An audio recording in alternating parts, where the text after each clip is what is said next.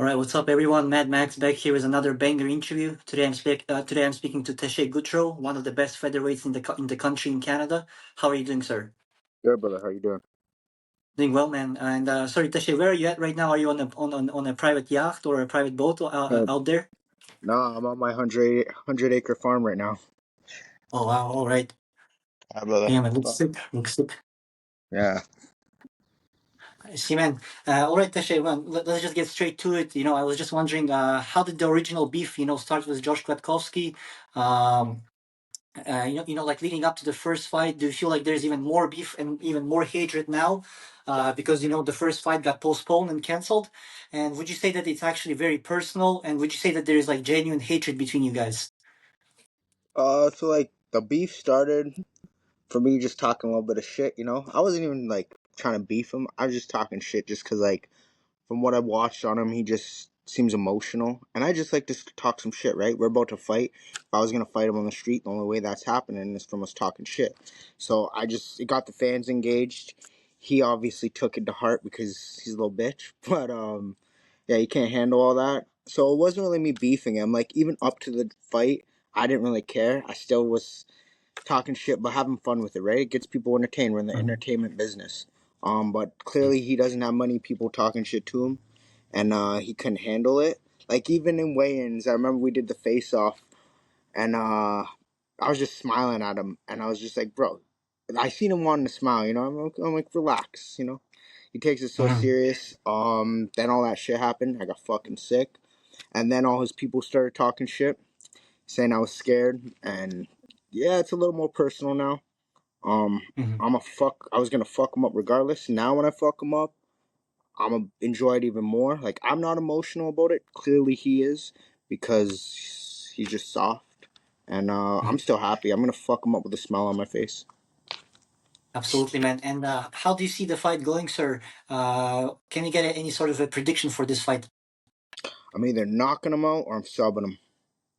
That's it. So don't know when, but it's happening. And would you say that this is like a must-win fight for you because your record is 8-2, his record is 9-8, and you are going to the UFC. That's your dream. Yeah. you're on your path towards the UFC. So would Mhm. you say that you're on a different level to Josh? And given where you want to go, given that you want to become a UFC athlete, do you think that you must get like a dominant finish on this card? Yeah, it's not a must. It's gonna happen regardless. I'm gonna dominate him. I'm gonna finish him. As you said, we're on a different path. He's delusional to think he's gonna beat me. Like props off that he's hopping in the cage and fighting me, but he is delusional. I'm gonna fuck him up. I fought better people. I've beaten better people.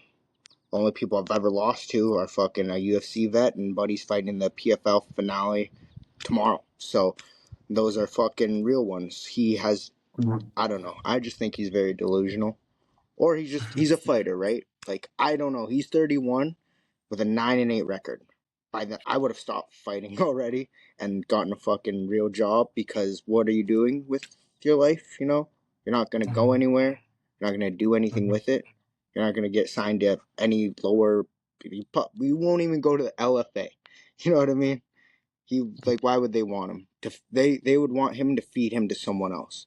So I don't know what he's doing with his life. I really don't care. He's just a body for me to fucking beat. Yeah, but yeah, And once levels you to the do, shit. absolutely. And once you do finish Josh, sir, would you be at all open once you knock him out or submit him? Would you be open to shaking hands with him after the fight? Oh yeah. To me, it's not like I just talk shit for the fun of it. Like yeah, his people started talking shit, and his girl. Like I don't care. I'm not emotionally invested into beating him. He's just another body I got to beat to the path to where I need to get. But I don't think he will because I know he is all mad and all that.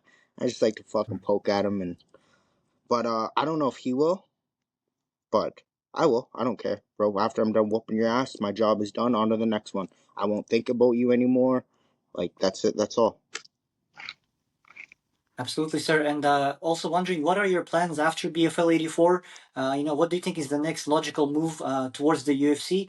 Are you like interested in climbing the BFL featherweight ladder and get a title eliminated, get a title eliminator fight after this fight, and maybe become a title contender in BFL? Get that BFL featherweight title, and then go towards the UFC like some of those other BFL guys we have seen recently. That's exactly the path. We've already discussed with DFL. When I fuck this guy up, come out with no injuries. That's the game plan. They're having an event 6 weeks after October 16th, I think it is. We've already discussed me going back down to bantamweight and then fighting for the interim title if that's available. Whoever wins out of Ali and his boy. So that's the goal right now. Fucking beat this guy, beat them, brings me what 9, 10, and 2, and I guess Sean Shelby's going to be there because the UFC is going to be there for Vancouver, right? Jazz is fighting Mhm. 2 days after, so if everything works out as planned, then I come BFL interim champ, fight those two. Then I'm 10-2, and then I'm looking at contender series. I'd like to get another one in December. See how it goes, but that's my game plan right now. Absolutely, sir. And if you do decide to stay at featherweight, one guy that is Radley da Silva. We have all Mm-hmm. seen him recently fight on Dana White's Contender Series. He won Yeah. his fight, but he didn't get the UFC contract. Also, he's the BFL featherweight champion in your division. Mm-hmm. Do you think that one because he didn't get the UFC contract? Do you think that it's a possibility that we will see him back on the regional scene, back in BFL, defending his title? And is it at all a possibility that you could fight Radley for that featherweight title? Nah, I'm going back down to bantamweight. I Mhm. don't. I featherweight. I took this fight with Josh. Just I thought it was a good fight. I was heavy at the beginning of this year, and so I'm like, fuck it, I'll go to featherweight. He's fought at bantamweight. I thought it was a good fight, so I took it, and then obviously fucking shit happened. It didn't plan out, and then I got offered Nate Smalls 3 weeks notice at featherweight, so may as well take that. It's a good fight too. Um, yeah. Now this he doesn't want to go to 35, so I'm gonna fight Josh again. Whoop that ass, but I'm going back down to 35. That's the goal. Yeah. I'm not. And the I'm current not a BFL natural 40. champion. Mhm, Sorry, I was saying I'm not a natural 45er. I can get lower. mhm, mhm. And the current BFL bantamweight champion is Christian Strong. He Yep. recently beat my friend Ali Vasuk. We hmm also know that Ali is also very hungry to get his title back. hmm Is there any preference on sort of which guy you want to face, Christian Strong or Ali Vasuk? And do you think that those both are like going to be tough fights for you? Yeah. Doesn't matter which one. I like Ollie. I met him last time I was down in Vancouver. He's a pretty fucking solid guy. He noticed my Vegeta chain, so we kind of bonded with that. Dragon Ball Z fan. So I'd rather fight the other guy just because Ollie's. We're cool.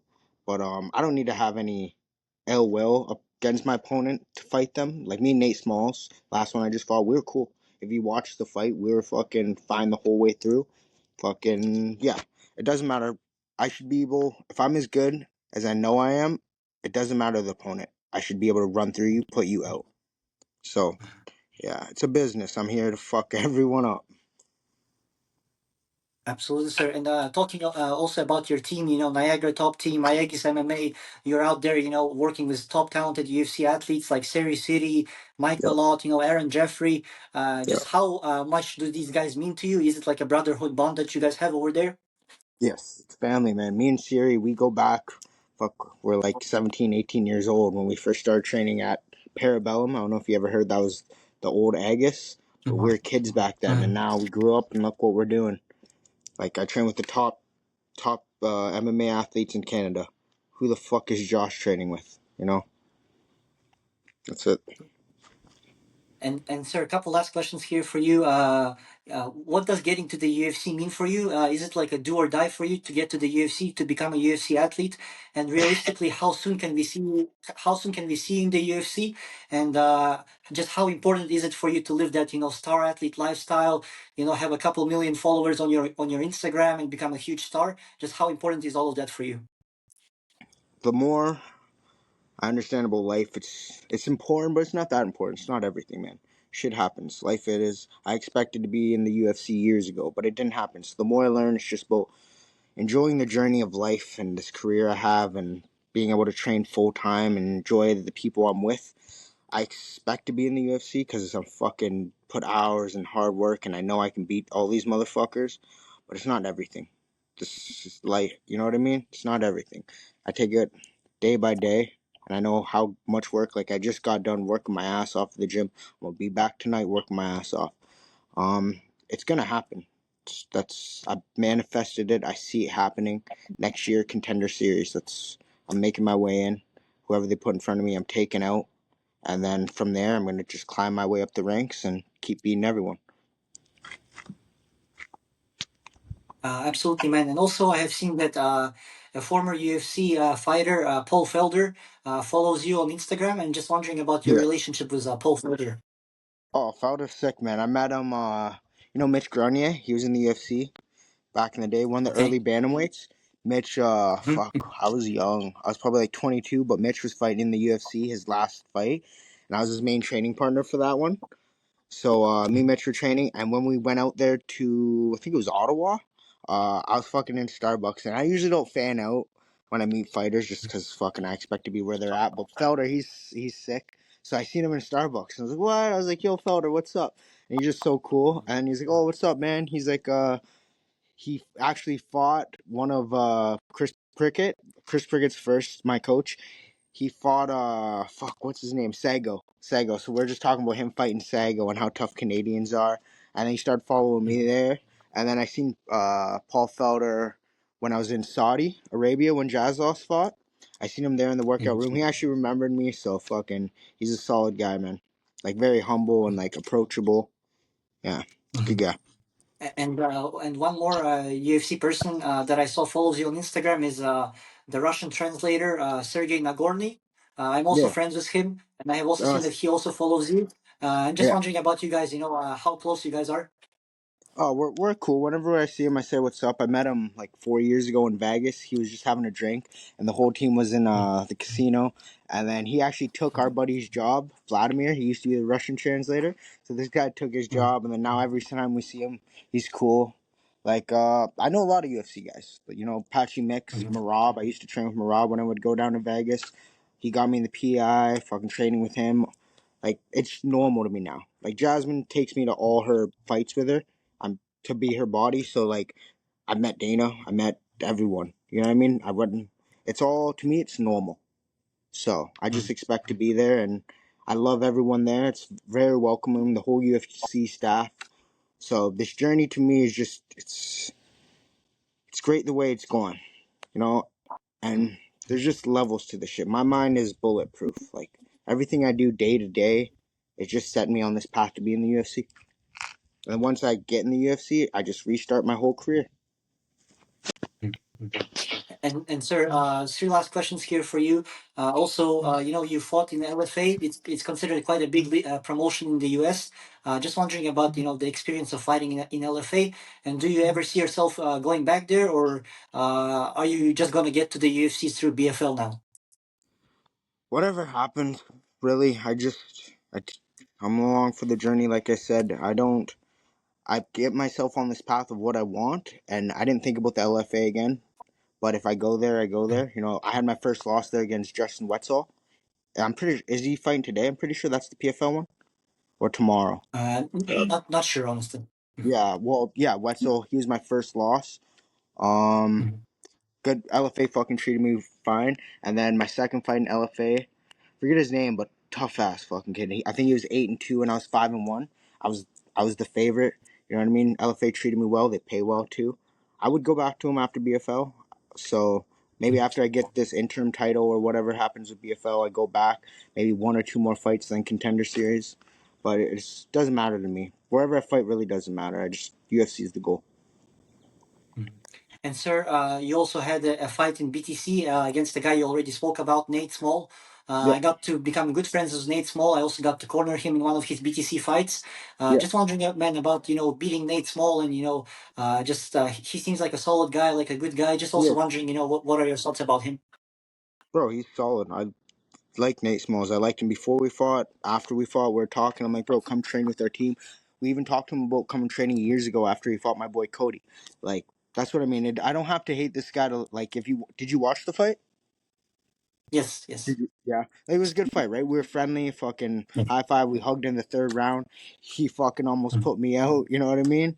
But I was surprised he took the fight. They paid me a little bit less because like the records didn't really match up. I give him much props for taking the fight. He's a real one. Nice guy, man. Fucking hats off to him. Hope life goes well with his family and his kid. And you know what I mean, he's a really nice guy. He's a fucking dog. He I underestimated him. You know, 2 years off, fucking clipped me, almost had me with a submission. But this right here, my mentality is a little bit different than everyone else. I think. You know, I grew up different. I'm a winner. I'm fucking hungry, and I love it. I love it. I forgot how much I love it. Fighting him made me realize, like, even though like he clipped me, right? That uppercut almost put me out, had me stumbling. And then when I clinched out with him, I kind of smiled and I felt him, and I was like, that was a good one. You can ask him, like, that was a good one, but watch this. And then I fucking turned it into my game. You know, it woke me up. I'm like, fuck, this is what I love. Like, I fucking love this shit. It's fun to be. It's good to be back, man. It's good to be back and taking everyone out. And sir, this will be your BFL debut on September 4th. Yep. What can all the fans in British Columbia, in Vancouver, expect of Teshay Gouthro? What kind of a show can people expect? Because this will be your BFL debut.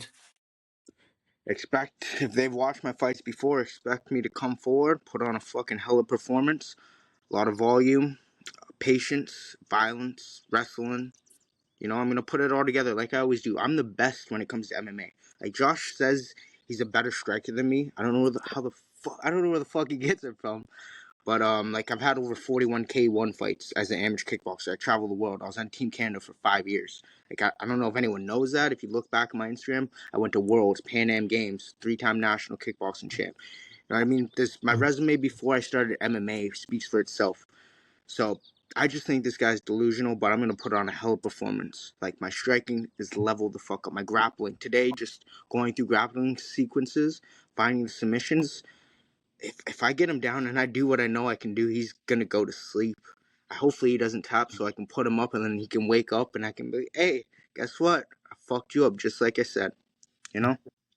But he'll tap. Okay. He's tapped, right? He's tapped his last fight. He tapped against Ali. He gives up. He breaks mentally. Like, bro, I don't know what he sees that, like, what he sees in me that he thinks he can beat me. My mentality is different. But I guess he doesn't see that. But also, he's not the smartest guy. Like, fuck, 9-8. Call me stupid for not taking the fight. Did you watch his interview of him talking about how, oh, Yes. I've been sick before and I took in fights, Yes. but right? You seen that? Don't you think that's kind of stupid? Because I do. Like me and my coach were like, we're definitely not going to take this. Why would we risk it? Because of you? Who are you to us? You're nobody. You're not on the path that we're on. I'm an intelligent man. I, you know, what I mean, me and my coaches have built my success because of them. They pick the right fights. We do it right. So I just think he's stupid, or he just tells himself these things. You know what I mean? I don't understand, but I don't need to understand. Fuck him and his whole team. I'm gonna bring me. It's just me, my coach, and my girlfriend. We're gonna head up there. We're gonna fuck them up, and we're gonna come back like we've been doing since I started this shit. Yeah. And sir, the last thing, you already said quite a few things, but could we get a final message for Josh Kwiatkowski? I'm coming to break you. I'm coming to end your career. After this, you're gonna have to find a day job. You should have already found one. Being 9-8, I don't know what you think you're gonna do with this sport, but be smart. Be smart in life. Pick the right decisions. And this decision that you picked to fuck with me isn't the smart one. Because I'm a fucking different man. I'm a different beast when it comes to this shit. I'm happy. I'll be smiling in there. You're gonna be emotional. I know you will. I just know you will. I keep poking at you. And trust me, when you come toe to toe, you understand what the fuck is up. That's it. That's all. Okay, man. Teshay, thank you very much for your time, sir. It's a huge honor to speak Oh, with you. can I say And one more thing oh, too? yes, for sure. For him to fucking talk shit to you, you know what I mean? An interviewer, why? What is that? That just shows me that's petty. You know what I mean? He doesn't know you, like you said. I watched your thing about him. That to me, that's petty. I've never done that. That's like kind of bullying. You know what I mean? Someone that can't. Like I was bullied. I was 240 pounds in high school. I was fucking. We're not bullied. People would talk shit and I'd fight them. You know what I mean? Try to bully me. But I look at that and that's bullying. That shows me mental weakness. Like why would he want to start with you? Who are you to him? You know? Am I right? Like I've never Yes, picked yes. a fight with anyone that fucking. I respect every human being the same way. You know, if I am picking a fight with someone, there's a fucking good reason behind it. So I just want to say that shows me his mental to start with you for no reason. Respect everyone the same. That's I all. appreciate you, my brother. Thank you very I much for your appreciate it. time. It's a huge honor to speak with you. And I'm going to be back in Canada sometime next year. Hoping to Bro, let's see you get in together. person one day. Yeah, Yeah, hoping brother. to see you in person one day, shoot some more content with you. And thank you so much, man. It's a big honor. No, thank you, brother. Appreciate it.